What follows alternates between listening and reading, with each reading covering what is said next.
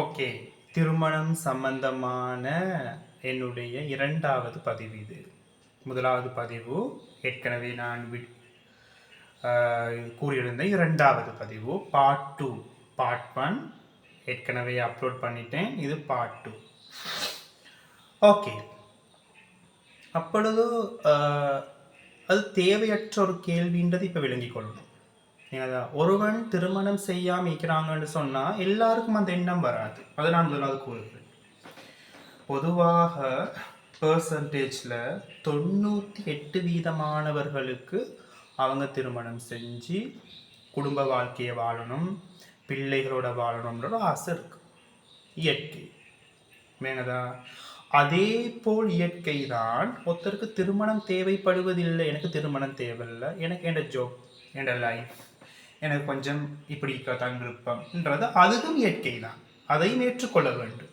ரெண்டும் நாணயத்தின் ஒரு காயின்ஸ்ட ரெண்டு பக்கம் மாதிரி. சரியா? பொதுவாக ஒருத்தருக்கு அந்த ஒரு வாழ்க்கையை வாழ வேண்டும் என்பது அவருடைய திருமணம் முடிக்கணும், குடும்பமாக வாழணும், எனக்கு பிள்ளைகள் இருக்கணும், எனக்கு வீடுகளெல்லாம் கட்டணும், எனக்கு பிள்ளைகள் நான் பெரிய ஸ்கூல்ஸ்லாம் படிக்க போடணும், அவங்க ஆளாக்கணும். இது ஒரு கன்செப்ட். ஒரு நாணயத்துல ஒரு பக்கம்.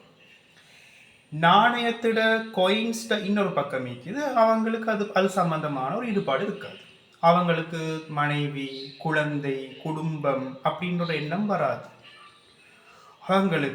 அவங்க இன்னொன்றுல கூடுதலாக இருப்பாங்க. அவங்களோட ஆராய்ச்சியில, அவங்களோட அரசியல்ல, அவங்களோட படிப்புல, அவங்களோட ஏதாவது ஒரு சம்மந்தப்படத்துல இருப்பாங்க. சரியா? அவங்களோட விருப்பம். அதனால ரெண்டுமே இயற்கை தான். இந்த உலகத்துல திருமணம் முடிக்காதவர்கள் எவ்வளவு பேர் வாழ்ந்து சிறந்த முறையில மரணித்து இருக்கிறாங்க. இந்த திருமணம் செய்து வைக்கக்கூடியவங்க ஃபோர்ஸ் பண்ணி திருமணம் முடிக்க இயலாது, அவருக்கு விருப்பம் இல்லைன்னு சொன்னால் அதை அவர்கள் விட்டு விட வேண்டும். ஒரு ஒரு சொல்கிறார், ஒரு மகன் சொல்கிறார் தனது தாயிடமோ தந்தையிடமோ, இல்லை எனக்கு அது விருப்பம் இல்லை, எனக்கு அதோட இன்ட்ரெஸ்ட் இல்லைம்மா, என்னைய ஃபோர்ஸ் பண்ணாதீங்கன்னு சொன்னால் நீங்கள் ஃபோர்ஸ் பண்ணாதீங்க. சைக்காலஜி படி தான் நான் சொல்கிறேன். நீங்கள் ஃபோர்ஸ் பண்ணி திருமணம் செய்து வைத்தால் அந்த போயோ இல்லாட்டி அந்த கேர்ளையோ நம்பி வரக்கூடியவங்க சந்தோஷமாக வாழலாது. அதனால் நீங்கள் ரெண்டு அநியாயம் செய்வீங்க. ஒரு அநியாயம், வேண்டாம் என்று சொல்லி திருமணம் செய்து வைத்தால் அவரோட சந்தோஷம் போயிடும். அவரை நம்பி வரக்கூடிய அந்த பெண்ணோ இல்லாட்டி அவளை நம்பி வரக்கூடிய அந்த ஆணோ அவனோட வாழ்க்கையிலே நிம்மதி இல்லாமல் போயிடும். சரியா? திருமணம் வேண்டாம், எனக்கு விருப்பம் இல்லைன்னு சொல்றது எல்லாராலையும் சொல்ல முடியாது, சொல்ல மாட்டார்கள். அதான் நான் சொல்கிறேனே, 100% ஆண்களும் பெண்களும் திருமணத்தை விரும்புவார்கள், திருமண வாழ்க்கையை வாழ்வார்கள். 2% படி 2% ஆண்களும் பெண்களும் திருமண வாழ்க்கையை விரும்ப மாட்டார்கள். அவர்களுக்கு அதோட இன்ட்ரெஸ்ட் இருக்காது. அவங்களுக்கு அவங்களோட தொழில், ஆராய்ச்சி, இல்லாட்டி அவங்களோட நம்ம ஒரு பெஷன் வந்து அவங்களுக்கு இருக்கும். அதில் அவங்க போக ட்ரை பண்ணுவாங்க. ரெண்டுமே இயற்கை தான், ரெண்டுமே சைக்காலஜி தான், ரெண்டுமே பாசிட்டிவ் தான். திருமணம் செய்கிறது பாசிட்டிவ், திருமணம் செய்யாமல் நெகட்டிவ்ன்றது அல்ல. திருமணம் செய்யாமல் எவ்வளவோ உலகத்தில் வாழ்ந்திருக்கிறார்கள். எவ்வளவோ ஞானிகள், அறிஞர்கள், சயின்டிஸ்ட்மார், பொலிட்டீஷியன்ஸ், சோசியல் ஒர்க்கர்ஸ், இலக்கிய மேதைகள், அடுக்கிக்கொண்டே போகலாம். சரியா? நான் அதில் சில உதாரணங்களை காட்டுகிறேன். இஸ்லாமிய இமாம்கள் 3 பேர் பிரபல்யமான, நிறைய பேர் இருக்கிறாங்க. அதில் 3 பிரபல்யமான இமாம்கள் திருமணம் செய்யவில்லை. இமாம் நவவி, இமாம் இப்னு தைமியா, இமாம் தபரி. இந்த 3 பேருமே இஸ்லாமிய ஹதீஸ் துறைகளையும் ஷரியா துறைகளையும் ஃபிக்குகளையும் கரைத்து குடித்த இமாம்கள். அப்படிதான் சொல்லலாம்.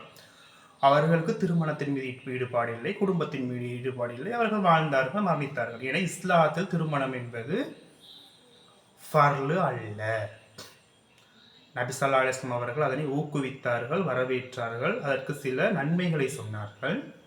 அனைவரும் திருமணம் செய்து கொள்ள வேண்டும் என்று எங்கேயும் சொல்லவும் இல்லை. என் நபி ஸல்லல்லாஹு அலைஹி வஸல்லம் தெரியும். சரியா? தேவைப்படுபவர்கள் திருமணத்தை செய்து கொண்டு ஒழுக்கமாக வாழ வேண்டும். திருமணம் செய்யாதவர்கள் விருப்பம் இல்லையா, அவர்களும் திருமணம் செய்யாமல் இருந்தாலும் அவர்கள் ஒழுக்கமாக வாழ வேண்டும் அவருடைய வாழ்க்கை. இவ்வளவுதான். திருமணம் செய்யவில்லை என்பதற்காக யாருமே நரகம் போக போறதில்லை, கேள்வி கணக்கும் இல்லை. சரி, திருமணம் செய்தால் அது பொறுப்பு இருக்கிறது, கேள்வி கணக்கு இருக்கிறது. இதனை நன்றாக வைத்துக் கொள்ள வேண்டும். அதனால் இந்த சந்தில பொந்தில் இருந்து கொண்டு திருமணம் செய்யலையா, ஆஹா ஹராம் அப்படிக்கப்படாது, கட்டாயம் அப்படின்னு எல்லாம் நீங்கள் வற்புறுத்த தேவையில்லை. திருமணம் தேவைப்பட்ட பொடியனுக்கோ திருமணம் தேவைப்பட்ட பிள்ளைக்கோ அது உம்மா அப்பா செஞ்சு வரைக்கும் வேண்டி பார்த்துட்டு மீக்காது. திருமணம் தேவைப்பட்ட ஓடி போய்ட்டு சரி கல்யாணம் முடிச்சு கொள்வான். அது இயற்கை, அது இயற்கை. நாங்கள் தான் உம்மா அப்பா திருமணம் செஞ்சு வைக்குவான்னு கேட்குறோமே, அவனோட முகத்தில் ஒரு சந்தோஷம் வரும், தாமரை பூ மலர்ற மாதிரி. அம்மா கல்யாணம் முடிக்க போறேன் ஒரு சந்தோஷம் இருக்கும். இயற்கை. திருமணம் தேவைப்படுவர்கள் செய்து கொள்வார்கள். திருமணம் ஆனம் என்றால் அது அவனோட சந்தோஷம், விட வேண்டியதுதான். சரி, திருமணம் செய்யாமல் இமாம்களை கூறினேன் தானே. இதை இப்போ எடுத்துக்கொள்வோமே, சயின்ஸ் துறையில் டெஸ்லா மிகப்பெரிய சயின்டிஸ்ட், சர் ஐசாக் நியூட்டன் மிகப்பெரிய சயின்டிஸ்ட். இவர்கள் திருமணம் செய்யவில்லை, நல்லபடியாகத்தான் வாழ்ந்து நல்லபடியாகத்தான் மரணித்தார்கள். நான் ஏற்கனவே கூறின 3 இமாம்களும் நல்லபடியாக வாழ்ந்து நல்லபடியாகத்தான் மரணித்தார்கள். டாக்டர் அப்துல் கலாம் எங்களுக்கு நல்லாவே தெரியும், ஃபேமஸான ஒரு சயின்டிஸ்ட். ஏன்னா நல்லபடியாக வாழ்ந்தார், நல்லபடியாகத்தான் மரணித்தார், எந்த பிரச்சனையும் இல்லை. அதே போல் டாவின்சி, மோனாலிசா ஓவியம், லியோனார்டோ டாவின்சி, அவர் சயின்டிஸ்ட்டும் கூட. எங்களுக்கு அவர் ஓவியராகத்தான் நடைபெறுது தெரியும், அவர் சயின்டிஸ்ட்டும் கூட. திருமணம் செய்யவில்லை, நல்லபடியாகத்தான் வாழ்ந்து மரணித்தார். காமராஜர் எவ்வளோ பெரிய பொலிட்டீஷியன், நல்லபடியாக வாழ்ந்து நல்லபடியாகத்தான் இறந்தார். அதே போல் மத தெரேசா, அன்னை தெரேசா, அவர்கள் திருமணம் செய்யவில்லை, அவருடைய மத கலாச்சாரம் படி திருமணம் செய்ய முடியாது.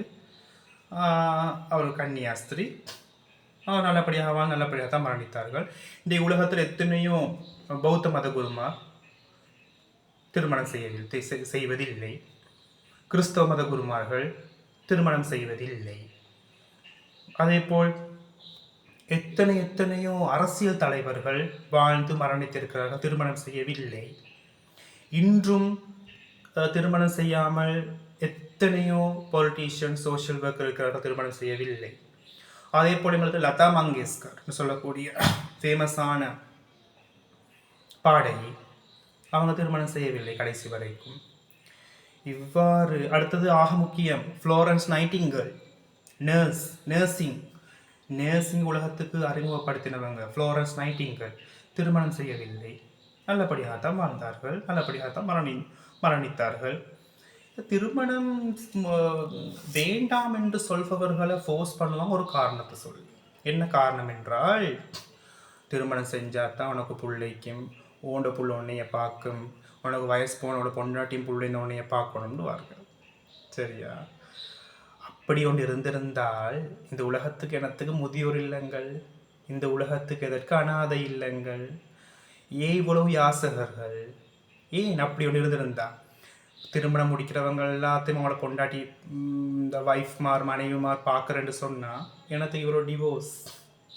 சில ஆட்கள் திருமணத்தை முடித்தும் தனியாக வாழ்கிறார்கள், மனைவி இருந்தும் வேலை இல்லை, மனைவிமார் தனியாக வாழ்கிறார், கணவன் இருந்தும் வேலை இல்லை, பிள்ளைகளை பெற்றும் முதியோர் இடத்துல போட்டிக்குது உமா அப்பாவை, தாய் தந்தை. அதே நேரம் சிலவர்கள் திருமணம் முடிக்கிறார்கள், முடித்து இடையில திடீரென்று அவர்கள் மரணித்து விடுகிறார்கள், குழந்தைகளும் இவன் தனியாகத்தான் வாழ்கிறாங்க. இதெல்லாம் வாழ்க்கையில நியதி அல்ல.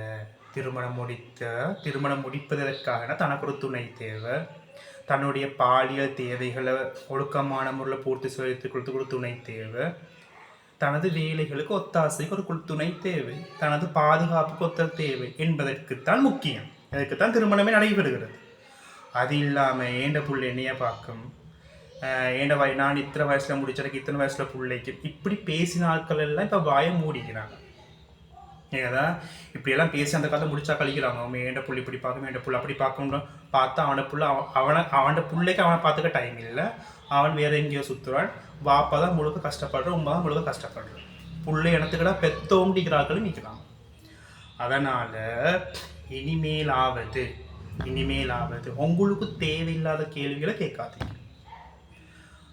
அது ஆக முக்கியம். மீண்டும்